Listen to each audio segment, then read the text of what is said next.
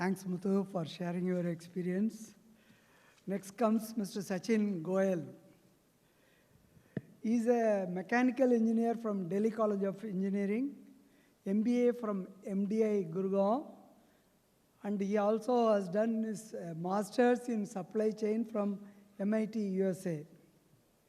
He has been a gold medalist all throughout his studies. He has vast experience in multiple sectors, from automobile, chemicals, healthcare, retail, and even BPO. He has worked in Samtel, Visteon, Dell, Jubilant Life Sciences, and for last 14 years, he is working with Ashok Leyland. Currently, he heads a central quality function for all the businesses of Ashok Leyland. He is a Six Sigma Master Belt from Indian Statistical Institute. He has done his black belt from ASQ. Luckily for me, myself and Sachin have worked together for the last 10 years in Ashok Leyland. I can tell you that he is a very committed and passionate leader and focused on transformation. He doesn't look at small changes. He always looks for transformational changes. Looking forward to your sharing your experience, Sachin. Hi, good afternoon, friends.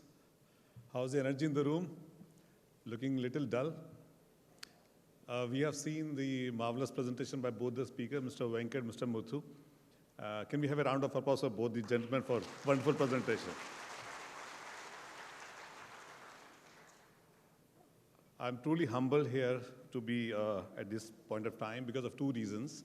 One, I'm sharing stage with Mr. Sivanesan, who is actually my quality guru, and I reported him more than 10 years of my career. So most of my quality learnings come from Mr. Sivanesan, who himself holds an astonished career in the field of quality. And also on the audience side, I can see a lot of mentors and gurus sitting who actually have much more experience than me in this field.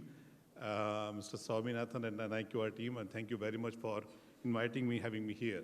So I'll be sharing my views, and I would really appreciate if we can make it a little more interactive, and so we can have a lot of sharing in the room, and everyone, the hall is full to land, and everyone can have a lot of advantage from the conference. So when it comes to resilience, Muthu explained very well, but what comes in the mind? I think first thing comes is pressure, pressure, some outside forces. The other thing comes in the mind, which morning Japanese guru also said, is your inner strength, right? So I think after COVID, we all hearing this word called VUCA. I think we said that it's a black swan event, a lot of changes are happening. But today, I think most of the professional, when we come in the morning with our own to-do list, we see that that to-do list, we doesn't get even time to open that. Every morning we have a lot of different challenges, and people say that the professionals are paid for that. So every morning, are we facing those challenges? We'll talk about this, but I think for me, the very simple definition of resilience is that when we exhibit our internal strength, which is greater than the external forces, and we actually can drive those changes which is desirable. There are several examples for this available, be it the business leader or political leaders. We discussed quite a few since morning, but I think why not we learn from the nature itself. We're in a tiny beach. When we actually put inside few inches in the sand or the soil, it says that you put me in the dark, but I have a courage to see the brightness of the sun and grow for the future. So I think that's, to me, it's a very wonderful example. And of course, we have so many examples, many of them sitting in the room itself. Let's talk about some of the challenges which we all face day to day. And I think one thing which has changed is the rate of these disruption or those external forces has gone rapidly high. Look at the supply chain. Is it only the Red Sea crisis or the rare earth magnets? So when it comes, what happens to quality? We don't have even time to do the PPAP and so-called all the processes which is laid down. Because finally we have to run the factories. We also need to supply to the customers. Then how do we manage the supply chain? How do we manage the quality which is we promise, which quality leaders we all are responsible for? Operation dynamics, so many changes are happening. I think every minute the lines are producing different models, different products. Operators has to remember which part had to fit at which area, especially I come from a commercial background, which creates even more complexities. How do we manage quality in that area? Look at the rapid technology advancement and the ESG compliance pressure which builds in the system. Is it not focusing and giving a pressure in the system wherein with all those changes, how do we make product really world class? Look at some more changes. Powertrain. In commercial vehicle, if you see last 50 years were completely dominated by only one fuel, which is diesel. Today, and a little bit CNG. Today, CNG is growing, then ethanol, electricity, hydrogen, so many fuels, not only so many fuels, but also the biofuels, and so forth, so on. So how do we make a vehicle which actually can run on almost all the fuels, whichever is available on the time? So does it not pose more complexity in the manufacturing? New regulations. I think we did very faster than the Europe, BS4, BS6, BS6A, now we're talking about BS7, passed by engine noise norms. I think every second month ministry coming with new norms, which imposes not only the cost challenge, but also on the quality side. Look at the warranty coverage area. I think BS3, when we were supplying commercial vehicle, we were on 18 months warranty. Then BS4, 4 years, 6 years, now we are talking about 10-year warranty, maybe with EV coming in, maybe the lifetime warranty. Is it not put the huge pressure on the quality? How do we make sure that your components are validated for that much of warranty cycle? You cannot wait 5 years, 6 years to launch that product to really say to management, hey, I'm still validating my product, wait. He said, tomorrow we have to launch the product. So you look at the forces which is happening every day. Similarly, on technology side, I remember 10 years, 15 years back when I did my Six Sigma Black Belt certification, knowing the data analytics was a competitive edge. Today, I think the kind of big data which is available, like in our vehicle itself, we have a telematics device which gives 1 data points every 6 seconds. So trillions tons of data comes every day in our servers. How are we analyzing the data and giving more value to the customer? Huge challenge. At the same time, opportunity as well. Look at the new technologies, which is real systems or digital twins, some of things has been discussed. So if we don't learn and catch up, competition is catching up very quickly. That's another kind of forces of pressure on our systems. Look at the total manufacturing landscape. We're talking about the black factory, dark factory, and so many new concepts. At the same time, fortunately, economy is growing with more than 8%. I'm talking about commercial vehicle. Is it not a pressure on us? Because we need to continuously expand factory over factories. And Ashok Leyland has inaugurated 4 months back, one factory in Andhra Pradesh. After 3 months, we are going to inaugurate another factory in Lucknow.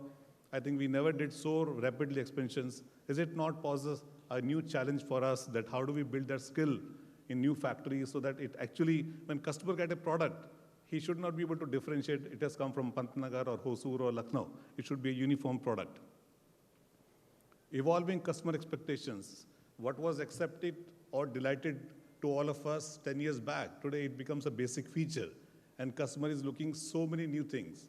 Fortunately, I got a chance to meet a lot of customers in last 6 months time. And what I could see is that initially in commercial vehicle, there was a lot of brand loyalty was there. A guy who's buying Leyland, he will continue to buy Leyland. It may be a problem. Today, those businesses have been taken by their kids. The next generation, they say, whosoever gives them more value, we'll buy for that. Why should we be loyal to Tata or Leyland or any particular brand? So a lot of customer expectation. And what I also realize is most of the customer expectations are not even being stated. So you need to really continuously look at their business and see how and what value can add further on that. Smart manufacturing is one of the solutions which I'm going to propose in my presentation, but I also see this as a challenge.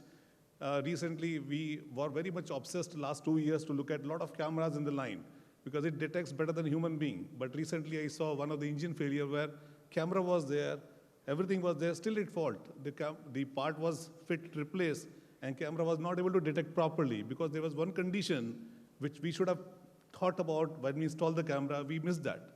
So this itself is a learning curve for all of us, right from going from mechanical poka-yokes to digital and camera poka-yokes. So while we have so many issues, I just want to ask from everyone, do we have such challenges in your factories and your organizations? If yes, I think it's really, I really compliment NIQR to putting this theme, which is very, very apt for this point of time, where India is really looking to get the competitive advantage and improving the exports. Let's look at the very old saying which we believe we can't change what is going around, but what we can look at is how do we adjust our own sales. And primarily, we all are trying to do same way in our companies, in our factories, but the challenge is about the speed. So just look at a few more examples of India. Dr. Sumantran has built a lot of confidence in the morning when he said that we can do in the past, why can't we in future? And look at when we can do it at a country level, which is one of the most diversified in terms of the culture, people, languages. Look at this UPI transaction, the way it has gone up. Today we are world #1 in driving this change, where the number of transactions happening on mobile phone is highest in the world. In the country like us, where the literacy rate is not that encouraging. Look at this entire land data, which used to be a very big problem in land purchase. We purchase a land, we don't know who is the actual owner. Today, the kind of digitization is happening on the land data is tremendous. Even US doesn't have this much. Look at the e-Sanjeevani public health initiative by the central government, where sitting in a remote village of country, we can actually get the best-in-class medical treatment. And the data which is coming up in a short span of time is very encouraging. That's another big transformation. I think this is what we all feel proud, the Operation Sindoor, where we have seen seamless coordination between 3 wings of Army, Navy, and Air Force. But the most important is that the way entire solution was integrated in a most cost-effective manner. And we understand the victory of India in that area. So if you look at these challenges, which we have seen is a great example for resilience, which we have seen at a global level, at a country level, and at a company level itself. So what are the learnings coming from these few examples, which we also can incorporate in our roles in our organizations? While there are many mantras which has been mentioned in these slides, just pick up few. Let's say digital has been talked a lot in the conference, and I think there's a complete new session on that. But are we targeting only digital, or we are looking digital being a customer-centric solutions? So the idea is, how do we leverage technology to address those potential risks? So are we, first of all, identifying those potential risks in advance, and then we using technology to address that? In Ashok Leyland, we have a very structured process which is called enterprise risk management. And fortunately, all the risks which I talked about, we always feel proud in the company that we navigated it much better than other organizations. Just want to bring one data, very nice statistics from the World Economic Forum, which clearly says the skill which was relevant and we used to talk 5 years, 10 years back, is completely going to be changed, especially if you look at the top 2, which is analytical skills and creativity skills, are going to create a very dominant space. If you look at the right side 2x2 metric, and if you look at the top right quadrant, it clearly talks about the skill which was not even discussed earlier, are actually going to be one of the most sought skills going forward. But is it the skill is required only at the working level, or is it also required for the leadership level? So I just try to decode that we also need to look at the quality leader, which was maybe the best apt leader 10 years down the line. Today's quality leader also need to look at that what changes is required in the leadership skill. If you look at the core of leadership, I believe that the core is still going to remain same, which is being ethical, value, and purpose-driven, at the same time have a great empathy in the heart. But when you look at the skill set level, I think there's no more time where I can call my EA and we can say, you analyze the data, and I look at the decision. So data literacy, people advocacy, or the business acumen, even in spite we are a quality leader, are going to take a front seat.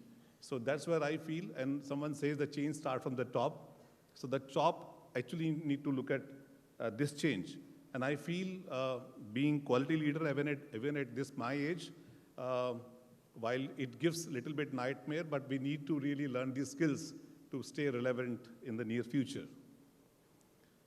So 4 areas which I feel being the culture building, when I look at little long-term perspective in my views, has to be driven every day, which is one is the purpose and commitment, which means the long-term vision of the organization.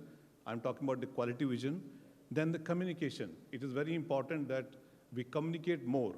The advantage of more communicating more is is very important because we are talking about the cultural change. Then agility. Agility in the sense that when we're talking about VUCA word and every day we have to take certain decision, how down the line people take a decision. Are they saying that the leadership is bending, we are compromising the quality, or we can actually show the data and justify why and what we are doing. And empowerment, the kind of changes which we are doing, of course, the leader cannot control all the decisions. We need to empower down the line, and so that down the line can also look at same theme and take the decisions in the right direction. Look at some of the examples where this resilience has been shown over a period of time. Look at the example of being Apple or Amazon or Tesla, where they were trying some crazy ideas and technologies in last 15, 20 years, and some of the people were laughing on them. Why they're doing it is completely against the wind. But today we clearly see these companies have created a special niche for themselves, and in terms of market cap and all, they are way above the whole market is. So that's another example when we believe something and we continue pursuing on that ideas, how it actually create a long-term differentiations. So while there are a lot of challenges, there are also opportunities. Quality 4.0, now 5.0. It also gives us a lot of data and a lot of analytical tools, which also helps us to take the right decision on time. And the only thing is that it has to be enabled across the organization, and right from leader to everyone should understand how do we analyze this data and take it forward. I would like to take few ideas which I share in my, the ideologies which I share in my presentation, that how in a humble manner we are trying in Ashok Leyland, and some of the, how the benefit it's coming up. Look at this entire bus body. We have 6 surfaces, and each surface has more than 150 child parts.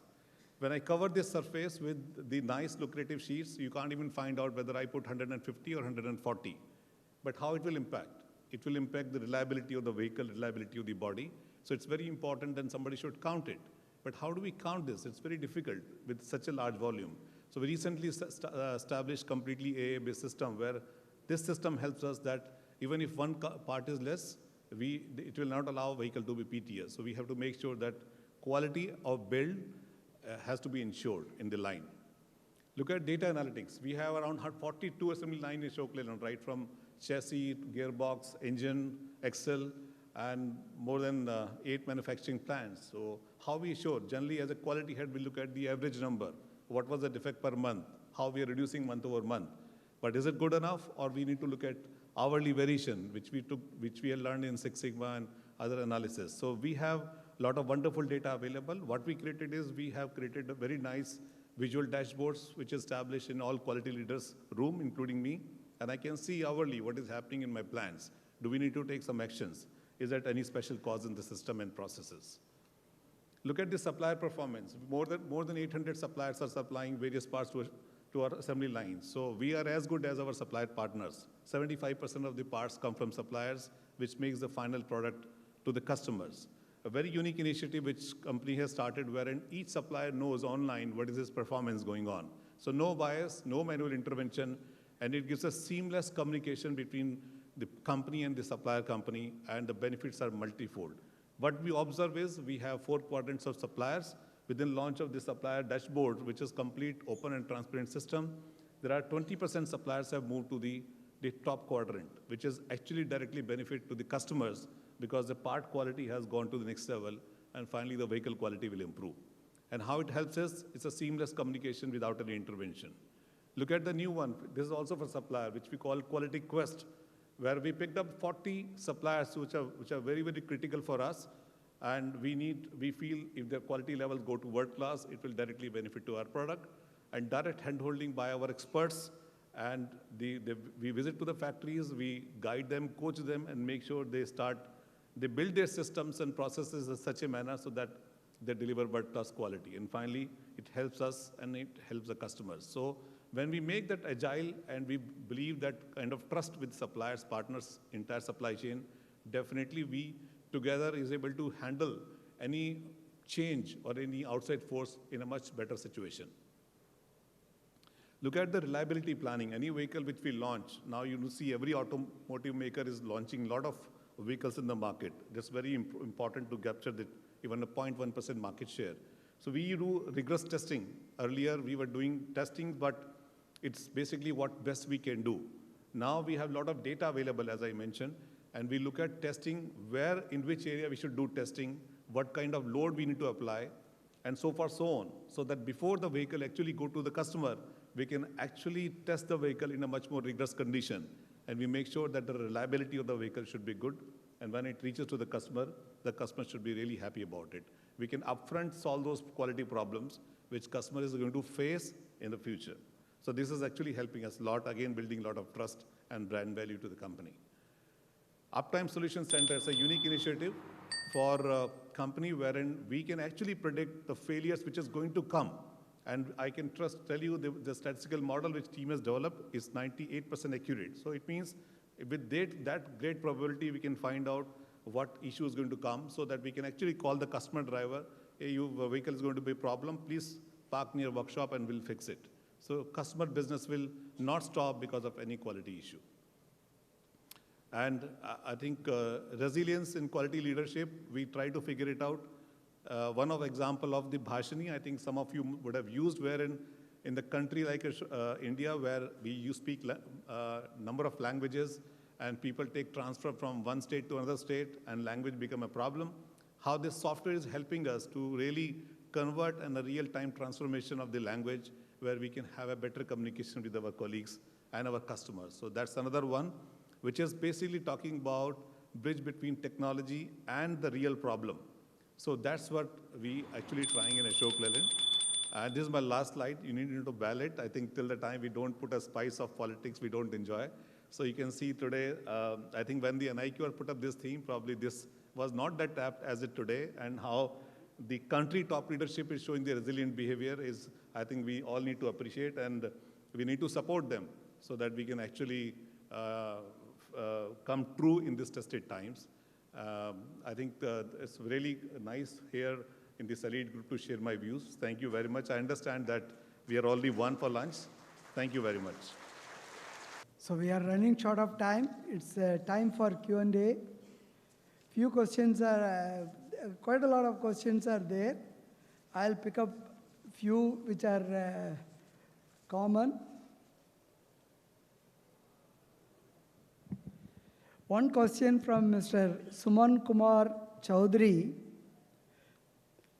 He is asking, if you do R&D to improve quality, how can we convince customer for increased cost? So who would like to answer this? Muthu? I think R&D or anything that we do to customers, the focus is what value we are creating to customers, correct? And customers today are willing to pay if there is a value. As simple as it is. If it is not creating any value, there is no point in developing or no point in investing. I think you also touched this point, this one, correct? As long as there is a value, customer will pay for it. So the focus should be on value, and whatever we do, how to create a value. I think that's how we need to look. That's how I see this one. Okay. The next question is, Arif Nidhi is asking, as a quality leader, you should empower your employees. That's what being said in all the discussion. So by what means I can empower them to invoke quality? It's a very common question. Basically, how do we empower the workman? First of all, you have to remove fear from their mind. Supposing one does a mistake, he has to put a bolt with a washer, he forgot to put. After a minute, he realized that he has forgotten the washer. The vehicle has moved. Now, if he reports to the supervisor, how the supervisor behaves will decide whether the workman is empowered or not empowered. Starts holding him accountable. How did you do the mistake? You start asking the question to him. then it's not empowerment. He has come out honestly that there is a mistake. So he should be rewarded and the defect should be rectified. That's one example of doing this one.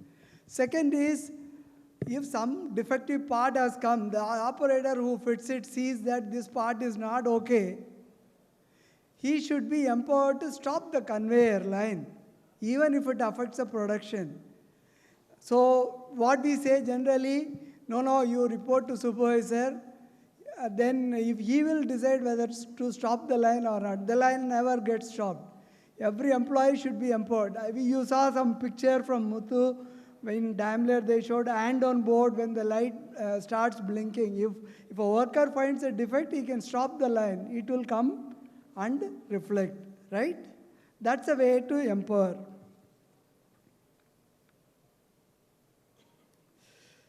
For the last 10-15 years, this is from Mr. S. Veeraraghavan. 10 to 15 years, a lot of training work has been conducted by OEMs to Tier 1 and Tier 2. Today, 800 million OEMs are there. Result efforts of this, what is the result of these efforts? That's what is being said. See, this is a journey. If you put seeds today, the benefits will take some time to come. So, hand-holding Tier 1 and Tier 2 is not an option, it's a necessity. Until unless we handhold and work with them, India is not going to progress.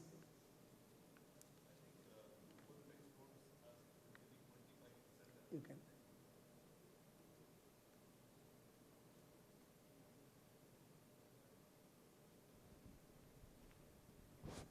I think remember the time when Maruti came in India, 83, 84, when Sir was there, must be in Maruti. So the kind of challenges they were having with not having that quality supplier, to the situation today where the Indian Tier 1, Tier 2 suppliers are supplying to Merck, BMW, or all the good companies in Europe.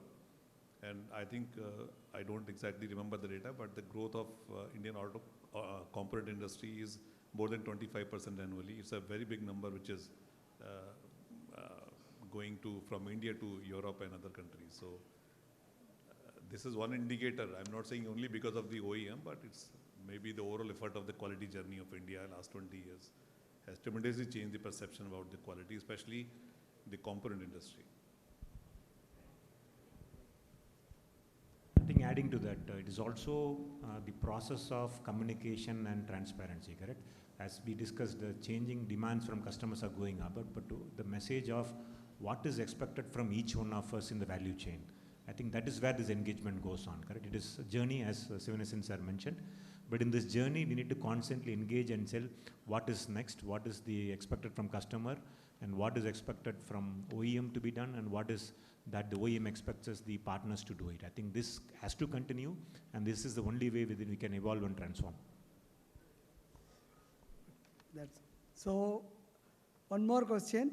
What can we do for resilience at bottom level people who actually contribute to real quality? Who would like to answer? Any one of you can answer. I can start. See, it's not about bottom or top, it's about clarity of role, correct? Are we able to give a clarity in terms of responsibilities or roles of each and every individual on what is expected from him or her? Once we have that defined, and then there is obviously a KPI or a metric attached to it. And once we start measuring that one, then the accountability comes into picture. So accountability comes along with the responsibility, correct? And responsibility means, are we clear as an organization? So I would start with that one, make it very clear each and everyone's roles and responsibilities, and then automatically accountability comes, and then comes the ownership. That's how I see this one. Sir, the last question is for Mr. Venkat. Used or broken glass is environmental threat. What are the measures for recycling these broken parts? Actually, it's a myth that broken glasses is wrong for environment. In fact, the glass pieces are being used as a filter. And in fact, it's 100% renewable, and whatever glass is made is from the natural minerals, right? So natural materials. So broken glasses is not environmentally any bad at all. But as I already mentioned during my presentation, so whatever we get in the market, we 100% recover it. And the mix-up, we are trying to see how we can use the advanced technology of optical sorting system, the anti-current systems, and by way of also the supply chain, we are partnering with several startups like Kabadiwala and to see how we can get this milk van delivery systems from small shops in crowded bazaars to get all those colored. There are milk van delivery systems. There are huge, for example, the building demolition waste is also one of the ways in which we are trying to get back the broken pieces of glasses. So 6 axes in which we are looking at in terms of from retailers, from dealers to processors to the building demolition waste to what is available in the retail market and also the imports. Every single grain is being used. I'll also try to quickly answer on the previous one in terms of, because the people involvement is very important. When we started the suggestion scheme 20 years back, we based it on the GE, Jack Welch, what he has written when he did the Six Sigma, and it became a success in GE in the mid-90s. It's written in his book, All the Winning. When he was talking to the operator and he was asking him, you have been with the company for more than 25 years and now we have done the Six Sigma, and what do you see as a difference before and after? He said that for 20 years you were paying for my heads and hands when my brain was available for free. When you trust that every single employee in the organization, whatever be the position, and value them for what they bring in as an idea, the suggestion scheme is based on this. And when we did the suggestion scheme, people don't stop giving suggestions, not because it's not getting implemented, but it's because they don't know why it is not getting implemented. So we have a system where there is a closed loop as to why it is implemented or not implemented. The people will value this. Thank you. So we are running short of time. So the summarization, just one word summarization I will do for each. Mr. Venkat focused on sustainability is a great contributor to resilience. That's a message I could take from him. Mr. Muthu talked about quality mindset is the key differentiating factor. Think beyond systems and processes. Sachin talked about building resilient systems and using digital leverage to empower people. So these are the summary. So at the end, the conclusion, resilient quality leadership is all about holding the line of standards in the toughest moments. True resilience is ensuring that what you deliver still meets the world-class quality expectation, no matter how deep the crisis is, right? With that, I end this session. Now over to organizers.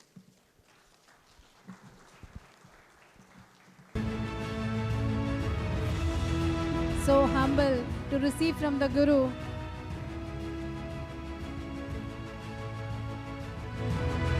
Always the photograph is remind